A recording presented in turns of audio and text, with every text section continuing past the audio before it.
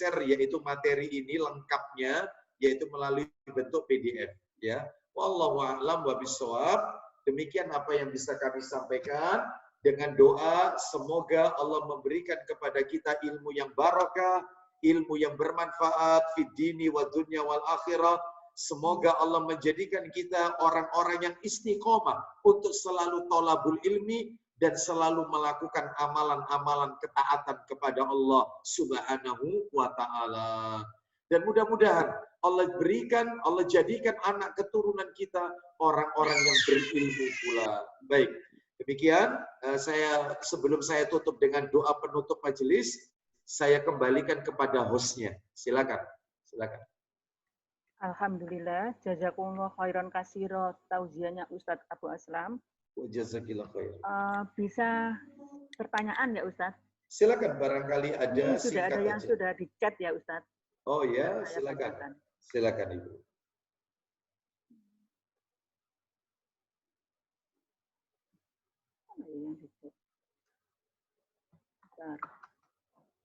Iya. Sebentar, saya belum ketemu. Mungkin ibu-ibu yang monggo kalau ada yang perlu ditanyakan.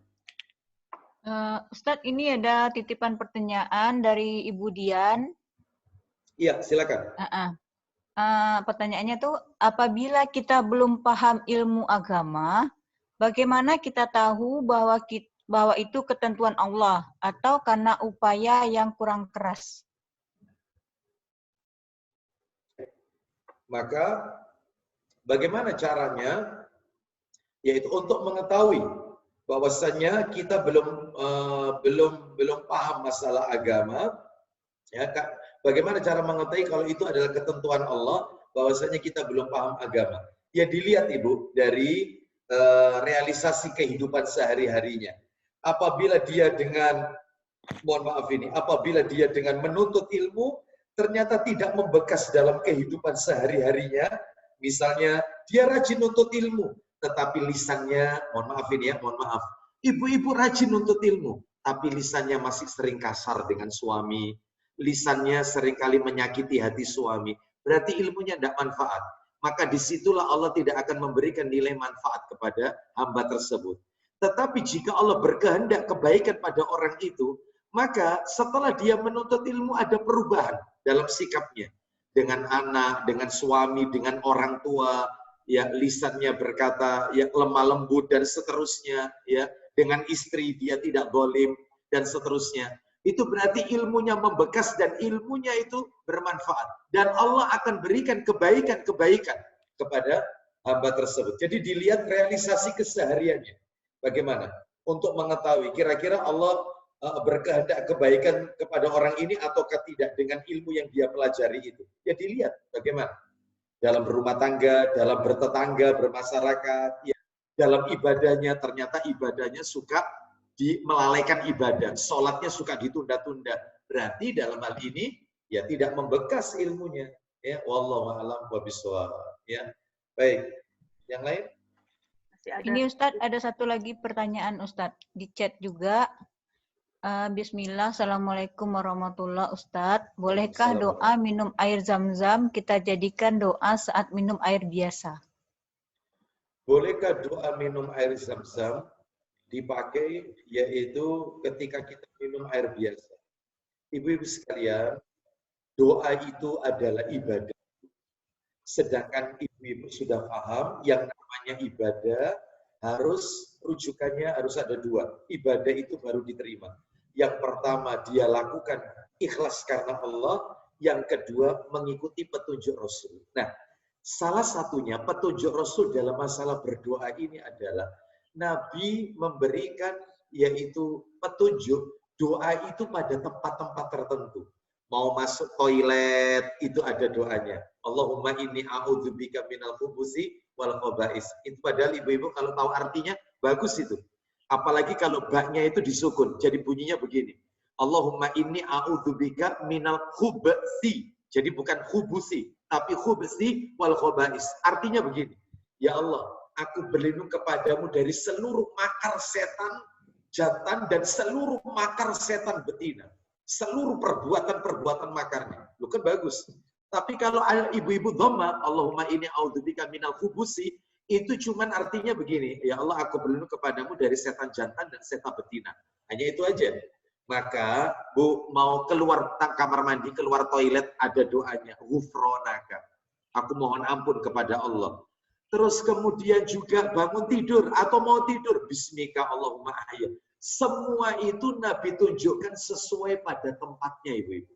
Sehingga terkait pertanyaan ibu masalah doa minum air zam-zam, apakah boleh dibaca ketika minum air biasa? Maka tentunya dalam hal ini tidak ada petunjuk dari Nabi, sehingga tidak perlu kita lakukan. Karena apa? Karena memang air zam-zam itu obat, ibu-ibu. Air zam-zam itu obat. Makanya bunyi doanya itu adalah, arti doanya adalah, yaitu wasyifaan min kulida, yaitu obat dari semua penyakit. Karena memang air zam-zam itu bisa dipakai untuk cara penyembuhan, ibu. Karena obat, beda dengan air putih biasa. Makanya doanya tidak bisa dipakai ketika minum air yang lainnya selain air zam-zam. Wallahu a'lam bishawab. Jadi semuanya ada petunjuknya, ibu.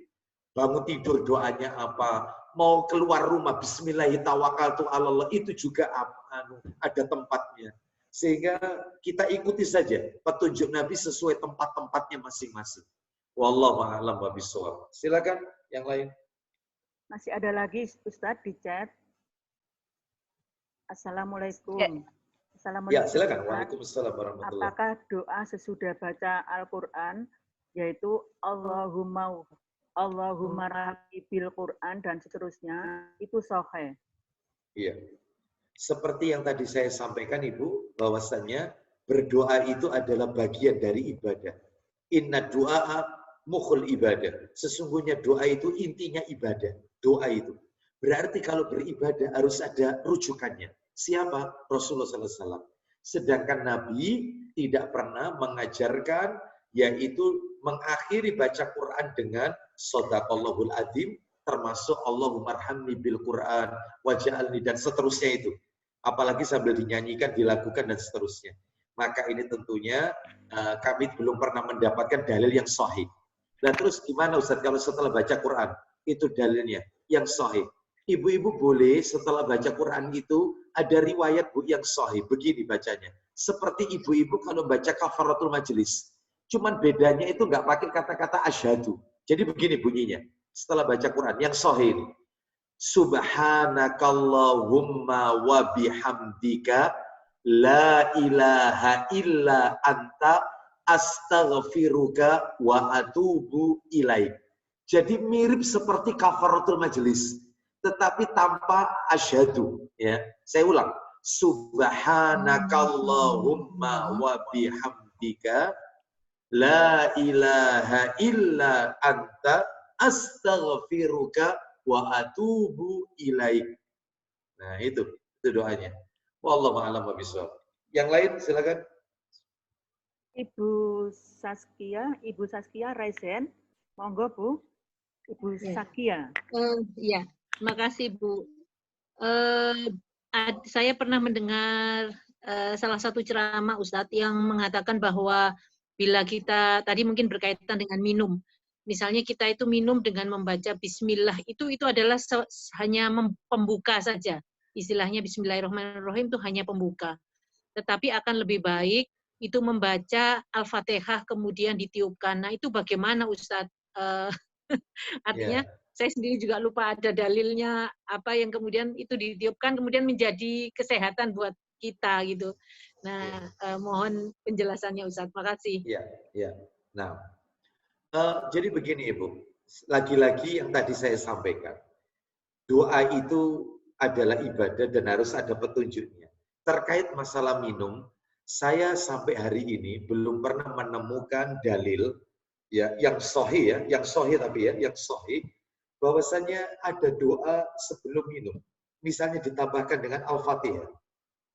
Al-Fatihah itu tidak ada Ibu. Jadi cukup hanya bismillah saja. Adapun kalau ingin meruqyah, nah beda lagi kalau meruqyah ini.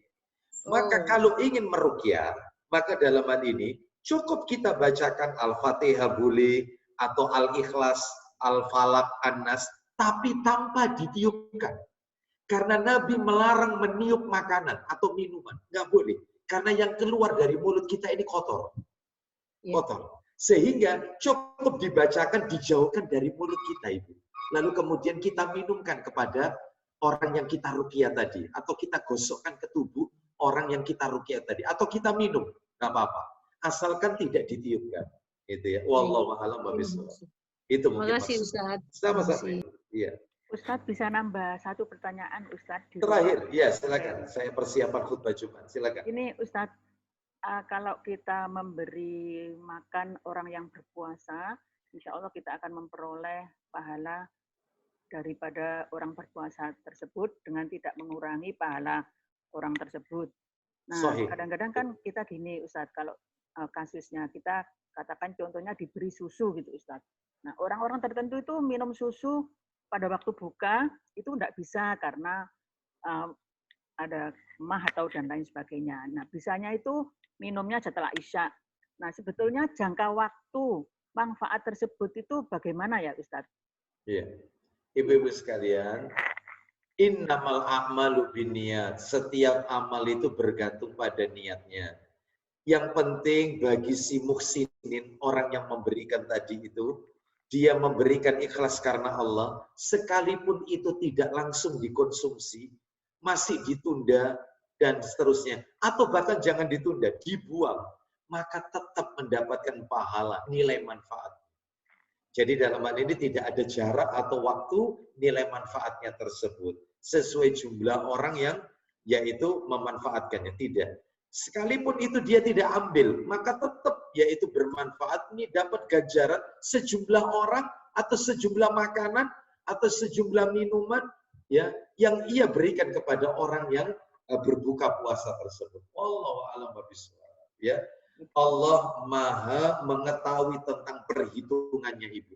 Jangan meragukan kemampuan Allah dalam masalah yang satu ini. Allah mampu untuk menghitung itu semua. Sekalipun ditunda tidak diminum karena dia sakit atau apa, maka tetap orang yang memberi itu dapat nilai manfaat. Tetap. Wallahu a'lam bishawab. Sama dengan begini. Kemarin ada yang bertanya begini, unik juga. Ustadz, saya itu Ustadz nyumbang masjid itu Ustadz, lampu-lampunya masjid itu saya sumbang Ustadz.